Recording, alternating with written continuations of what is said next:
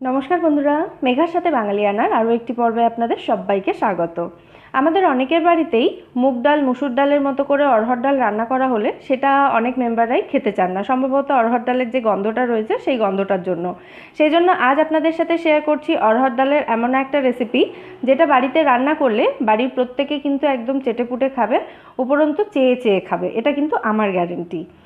প্রথমে ডালটাকে আমাদের সেদ্ধ করে নিতে হবে। আমি হাফ কাপ অরহর ডাল নিয়েছি, নিয়ে সেটাকে প্রেসার কুকারের মধ্যে দিয়ে দিয়েছি ভালো করে ধুয়ে নিয়ে। তারপরে ডালের মধ্যে দিয়ে দিচ্ছি আমি যতটা ডাল নিয়েছি ঠিক তার ডবল পরিমাণে জল। হাফ কাপ ডালের জন্য 1 কাপ জল দিতে হবে। তার মধ্যে দিয়ে দিলাম হাফ টিস্পুন নুন, হাফ টিস্পুন হলুদ গুঁড়ো, আর দিলাম 1 টিস্পুন মতো সর্ষের তেল। সর্ষের তেল, সাদা তেল, যে কোনো তেলই দিতে পারেন। এবার এই ডালটাকে সেদ্ধ করতে হবে। আমি ডালটাকে ভিজিয়ে রাখিনি, সেই জন্য এটাকে প্রেসার কুকারে একদম হাই ফ্লেমে 2টো সিটি দিয়ে সেদ্ধ করে নেব। আর যদি আপনারা ডালটা আধ ঘন্টা আগে থেকে ভিজিয়ে রাখেন তাহলে কিন্তু একটা সিটিতেই ডালটা খুব ভালো সেদ্ধ হয়ে যায়। চলে যাচ্ছি এবার মেন রান্নার প্রসেসে। আমি এখানে 2 টেবিল স্পুন রিফাইন্ড অয়েল ভালো করে গরম করে নিয়ে তাতে ফোড়নের জন্য দিয়ে দিলাম একটা তেজপাতা এবং 1 টিস্পুন সাদা জিরে। জিরেটা একটু বেশি লাগবে এবং জিরেটা একদম ব্রাউন হওয়া পর্যন্ত আমাদের জিরেটা ভেজে নিতে হবে। জিরেটা ব্রাউন হয়ে গেলে ওর মধ্যে আমি দিয়ে দিয়েছি 2টো মাঝারি সাইজের কুচনো পেঁয়াজ। পেঁয়াজটাকে একটু হালকা করে আমাদের ভেজে নিতে হবে। তারপর এর মধ্যে দিয়ে দিলাম আমি 1 টিস্পুন মতো আদা রসুন বাটা। আদা রসুনের কাঁচা গন্ধ চলে যাওয়া পর্যন্ত এটাকে খুব ভালো করে কষিয়ে নিতে হবে।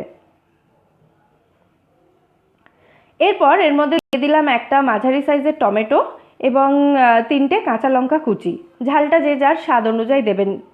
দিয়ে দিলাম এরপরে গুঁড়ো মশলা। আমি এখানে ধনে গুঁড়ো 1 টিস্পুন দিলাম, জিরে গুঁড়ো 1 টিস্পুন, হাফ টিস্পুন দিচ্ছি এখানে লঙ্কা গুঁড়ো, যে যেমন ঝাল পছন্দ করেন সেই অনুযায়ী দেবেন, আর হাফ টিস্পুন মতো হলুদ গুঁড়ো দিলাম। এবার সমস্ত মশলাগুলো মিশিয়ে খুব ভালো করে এটাকে কষিয়ে নিতে হবে। দেখবেন কষাতে কষাতে মশলার কালারটাই পুরো চেঞ্জ হয়ে গেছে। দেখুন ঠিক ভিডিওতে যেমন দেখা যাচ্ছে মশলার কালারটা কিন্তু ঠিক এরকম হয়ে যাওয়া পর্যন্ত এটাকে কষিয়ে নিতে হবে। তারপর সেদ্ধ করে রাখা ডালটা আমি এর মধ্যে দিয়ে দিলাম, আর সাথে প্রেসার কুকারের মধ্যে সামান্য একটু জল দিয়ে সেই জলটা এর মধ্যে দিয়ে দিলাম, যাতে এক্সট্রা ডাল যেটা লেগে রয়েছে প্রেসার কুকারে সেটা নষ্ট না হয়। খুব ভালো করে এটাকে মিশিয়ে দিয়েছি। ডালটা এরপর রান্না করতে হবে মিনিট 2 মতো। দিয়ে দিলাম এর মধ্যে স্বাদ মতো নুন। যদি কেউ মিষ্টি দিতে চান দিতে পারেন, না দিতে চাইলে স্কিপ করতে পারেন। আমি এখানে হাফ টিস্পুন মতো চিনি দিয়েছি। দিয়ে দিলাম হাফ টিস্পুন মতো গরম মশলা গুঁড়ো। আবার খুব ভালো করে এটাকে মিশিয়ে দিচ্ছি।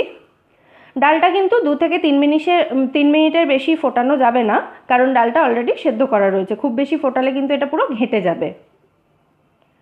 2 থেকে 3 মিনিট রান্না করার পর আমি এবার ডালটা গ্যাসের ফ্লেম থেকে নামিয়ে নিচ্ছি। নিয়ে আর একটা ছোট ফ্রাইং প্যান বসিয়েছি। এখানে আপনারা তড়কা প্যানও বসাতে পারেন।